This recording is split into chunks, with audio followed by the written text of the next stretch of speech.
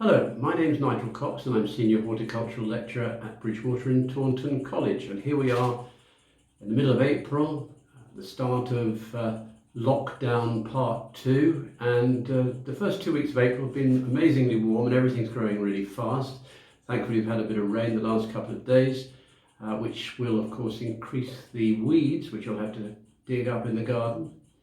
Today I'm going to be talking tomatoes, but before I do so, I just personally would like to pay tribute to all those people out there in this crisis who are looking after us, whether it's the nurses, the doctors, the postal workers, the recycling people, the nurseries. Don't forget to support those if you can, farm workers and all those people in our shops who are all keeping us fed and of course keeping us safe. So tomatoes. What do we need to know about tomatoes? Well, I'm going to give you a few tips about tomatoes right from the start, right through to when you harvest, hopefully. And the great thing about tomatoes is that you're going to have a long season, and it's still not too late to sow tomatoes if you haven't done so already. Just a reminder of those things. So you sow in a tray, such as here. You can see this is a few that I've got left from some which I've been pricking out. Now, this size here, when they're just starting to show those first two proper leaves, is an ideal time to prick them out. So again, usually you can use a fork if you haven't got one. I've got this little fancy fork here, and you gently tease out the plant from the soil, and you'll be left then with quite a developed root system. For this, I've just got a little pot. Don't forget, hold them by the leaves. Don't hold them by the stems, it'll damage them. Get your trusty dibber, pop a little hole in the middle of the pot, drop it in, making sure you get all the roots in there, firm it around, and you can label it, and there you have one individual one. And that will grow on, and in about 2 weeks' time, these were sown about 2 weeks ago, about 2 weeks' time, you can pot those on again. Important with tomatoes to keep potting them on until you get to the final pot, because they do not like to be root bound and they're growing very fast.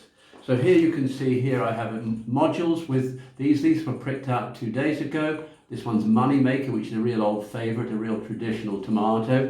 This one was pricked out yesterday. This is San Marzano 2, which is a plum tomato. It grows well outdoors. So you've got lots of time still for getting yourself ready for the season.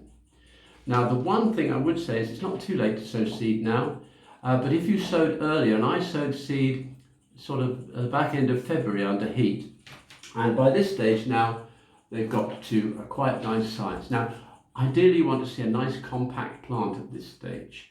If you get too much light, they get very straggly, and the first truss will not form until quite high up the plant.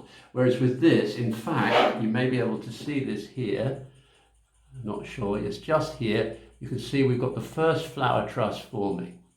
Now this one is called Sweet Success. It's a fantastic vine tomato. It's got lots of little, very sweet tomatoes. Now there's something also you should know about tomatoes, is you get two different basic types of tomatoes, what we call indeterminate and determinate. Now, a determinate tomato naturally stops growing upwards, so it's what we would think of as a bush tomato. Now, these are ideal for growing in pots, on patios, or even in hanging baskets. And here's one I've got here. This one's called Tumbling Tom, and you can see how this is already forming a bush shape. So you don't need to do anything with that. You just let it branch out. This one's actually already showing a bit of yellow on the first flower. On the other hand, this Sweet Success is indeterminate, so it's going to keep climbing up and up and up and up, but it will still want to throw out side shoots. That's a bit of a mouthful.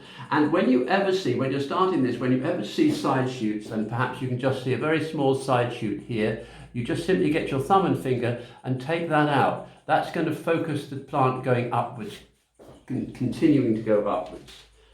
Now these plants, as I say, they were planted and potted on. This was potted on about a week ago. As soon as you see roots coming out the bottom, then put it into a pot perhaps twice the size of this. Now you can plant them then out into your greenhouse if you have one.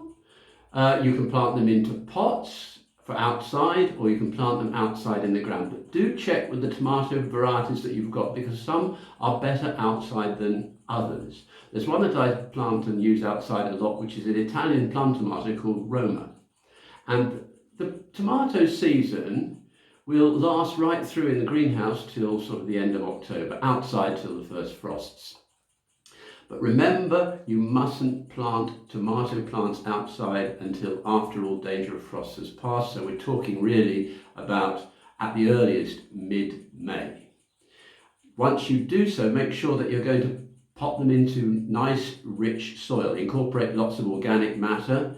If you're planting into a border in the greenhouse, remember you shouldn't plant them into soil that you had used for tomatoes last year. So if you're planting directly into soil in the greenhouse, dig that out and then put lots more compost and new stuff in which you can plant it into. You can also use grow bags. If you're using grow bags, you can also get special attachments which you can fit into the top of the grow bags to increase the space and allow for easy watering.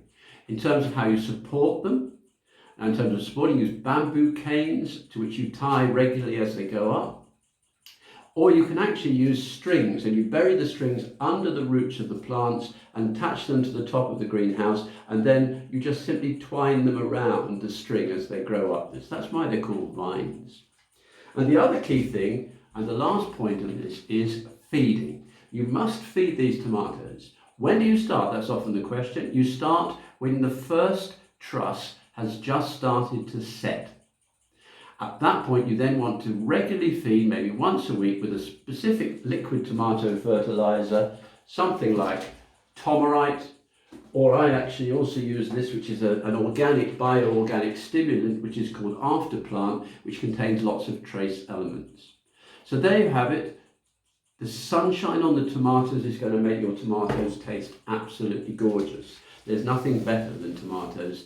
And if you want an addition for your tomatoes, basil. Around the base of your tomato plant, plant some basil plants, and then you've got both at once for your salads in the summer.